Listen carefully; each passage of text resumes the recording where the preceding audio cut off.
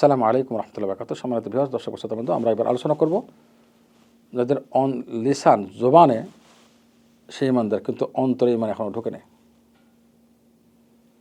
এটা রাসূলুল্লাহ সাল্লাল্লাহু আলাইহি ওয়াসাল্লামের একটা হাদিসে বর্ণনা হয়েছে। হাদিসটি আবু দাউদের এবং শেখ আলবানী এটাকে হাসানুন সহিহ বলেছেন। সহিহ আবু দাউদের হাদিস নাম্বার 4880। মহানবী সাল্লাল্লাহু আলাইহি ওয়াসাল্লাম বলেন, আবু বারজা আসলামী রাদিয়াল্লাহু তাআলা বর্ণিত, তিনি বলেন রাসূলুল্লাহ সাল্লাল্লাহু আলাইহি ওয়াসাল্লাম বলেন, হে ওই সমস্ত মানুষ সকল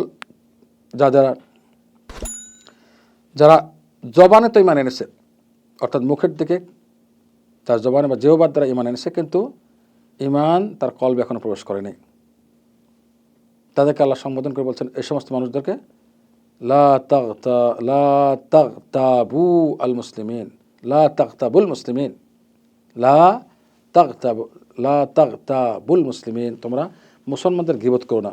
আর কি, ওলা তাত্তাবিউ আওরাতিহিম, তাদের পিছনে পড়ো না, দোষ ত্রুটি ধরার জন্য পিছনে লেগে থেকো না।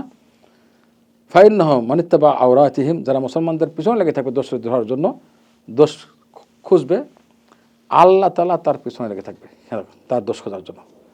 আর যে ব্যক্তির পিছনে আল্লাহ লেগে থাকবে তার দোষ খোঁজার জন্য, তার ঘরে বসে থাকলেও তাকে আল্লাহ তাআলা বেইজ্জত এবং অসম্মান করবে তার ঘরে। সুবহানাল্লাহ, সাবধান, এত বড় ধমকি ইসলামের। আল্লাহ যদি কারোর পিছনে পড়ে যায় তার রক্ষা নেই, মনে রাখতে হবে।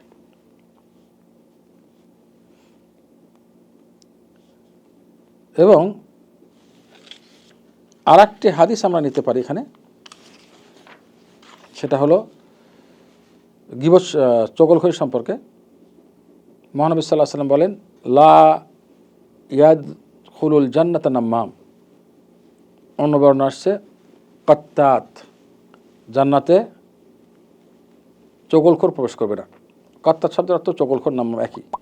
সহিহ বুখারী হাদিস নাম্বার 6056 এবং সহিহ মুসলিমের 105 নম্বর হাদিস।